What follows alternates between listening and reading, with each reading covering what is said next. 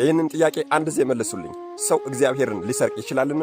አስራት ሆኖ የተፈጠረ ሰው አስራት አድርጎ ለተቀበለው አምላኩ እንዴት አስራቱን አላወጣም አልሰጥም ሊል ይችላል? አዎ ሰው እግዚአብሔርን ሊሰርቅ ይችላልን? አዎ ልዑል እግዚአብሔር ግን እኔን ሰርቃችሁኛል ይላል። እናንተም የሰረቅንህ በምንድነው ብላችኋል? አዎ ሁላችሁ እኔን ሰርቃችኋልና በእርግማን እርግሞች ናችሁ ይለናል የሰራዊት ጌታ ልዑል እግዚአብሔር። እሱ ብቻ አይደለም፣ ልዑል እግዚአብሔር ፈትኑኝ ብሏል። አዎ ፈትኑኝ አለ። አዎ ያችን አንዲት ትንሽ የሆነች ትእዛዜን ፈጽሙና እኔን ፈትኑኝ አለ። ታዲያ ያችን ትእዛዝ ስትፈጽሙ ግን የሰማይን መስኮት ባልከፍትላችሁ፣ በረከትንም አትረፍርፌ ባላፈስላችሁ፣ አዎ በዚህ እኔን ልዑል እግዚአብሔርን ፈትኑኝ አለ የሰራዊት ጌታ።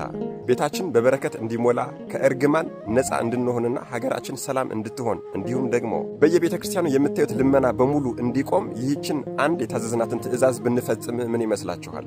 ይህች ትንሽ ትእዛዝ ብዙ ሰዎች ወደ ገደል የገቡባት፣ አገራችን ወደ ታች የዘቀተችባት፣ ቤተ ክርስቲያናችን ወደ ልመና መድረክ የመጣችባት፣ የያዝነው የጨበጥነው ሁሉ በረከትን ያጣበት፣ ስራችን አልባረክ ያለበት ዋና ምክንያት ናት። ይህች ትእዛዝ ከአምስቱ ምጽዋት አይነቶች አንዷ የሆነችው አስራት ትባላለች። አስራት ማለት ምን ማለት ነው? አደራ አደራ ይህንን ቪዲዮ በደንብ አድርጋችሁ ኮፒ ሊንክ በማድረግ ለሁሉም ሰው እንዲዳረስ አድርጉልኝ። የምታውቁ ሰዎችም ስለ አስራት የምታውቁ ሰዎችም ላላወቁ ማሳወቅ በጎነት ነውና ኮፒ ሊንክ አድርጉልኝ።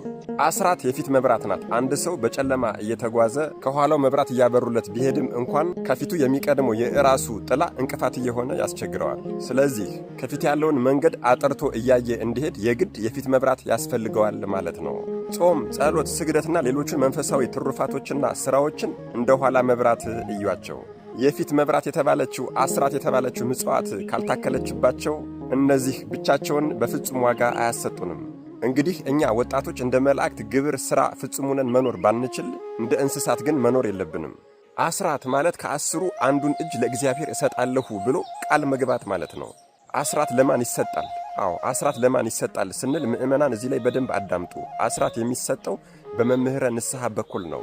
አዎ በመምህረ ንስሐችሁ በኩል አጥቢያ ቤተክርስቲያናችሁ ላይ ወይም ደግሞ የሰበካ ጉባኤ ካርድ ባወጣችሁበት ቤተክርስቲያን የምትቀበሩበት የምትገለገሉበት ክርስትና የምታስነሱበት ቤተክርስቲያን ላይ አስራት ይሰጣል። ነገር ግን ከዚህ ውጭ ለገጠር ቤተክርስቲያናት ለተቸገሩ ቤተክርስቲያናት ወይም ደግሞ ላሳደገኝ ታቦት አስራቴን አወጣለሁኝ ብላችሁ የምታስቡ ከሆነ ከመምህረ ንስሐችሁ ጋር ተነጋግራችሁ እሱ ከፈቀደላችሁ በኋላ ነው መሆን ያለበት። ይሄ ፍትሐ ነገሥት ላይ ያለ ነገር ነው እየነገርኳችሁ ያለው። እናንተ ያላችሁበት ቤተክርስቲያን እጅግ በጣም የበለጸገ ሀብታም ሊሆን ይችላል። እርሱ እናንተን አይመለከትም።